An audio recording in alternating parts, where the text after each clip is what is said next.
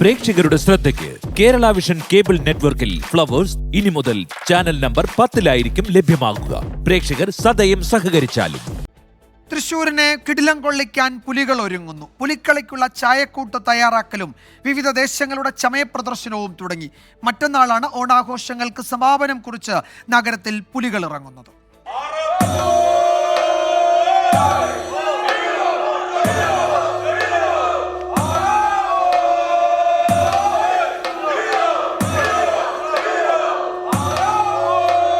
വ്യത്യസ്ത നിറത്തിലുള്ള ഗൊറില്ല പൗഡറും പ്രൈമറും നിറക്കൂട്ടുകളും ചേർത്തരച്ചാണ് പുലികൾക്കുള്ള ചായം തയ്യാറാക്കുന്നത്. മെയ്യെഴുത്താണ് പുലിക്കളിയുടെ മുഖ്യ ആകർഷണം. ചായം എന്ന് പറയുന്നത് ഗറില്ല പൗഡർ എന്ന് പറയുന്ന പൗഡറാണ് നമ്മൾ വാർണിഷിൽ ചേർത്തിട്ട് അരച്ചെടുക്കുന്നത്. അത് ഗറില്ല പൗഡർ ചേർത്ത് വാർണിഷ് അതിനെ പാകപ്പെടുത്തി അത് നൂല് പോലെ വരുന്ന രീതിയിൽ കറക്റ്റായിട്ട് നമ്മൾ അരച്ചെടുക്കുന്ന ഒരു സംഭവമാണ് നമ്മൾ ഉപയോഗിക്കുന്നത്. പാട്ടുരായ്ക്കൽ ദേശമാണ് ഇക്കുറി ആദ്യം നിറക്കൂട്ട് തയ്യാറാക്കാൻ തുടങ്ങിയത്. സസ്പെൻസുകൾ ഏറെയുണ്ടെന്ന് ദേശക്കാർ. അതിൽ വ്യത്യസ്തമായ രീതികളും ശൈലികളുണ്ട്. അത് നമ്മൾ പുറത്തേക്ക് വിടുന്നില്ല.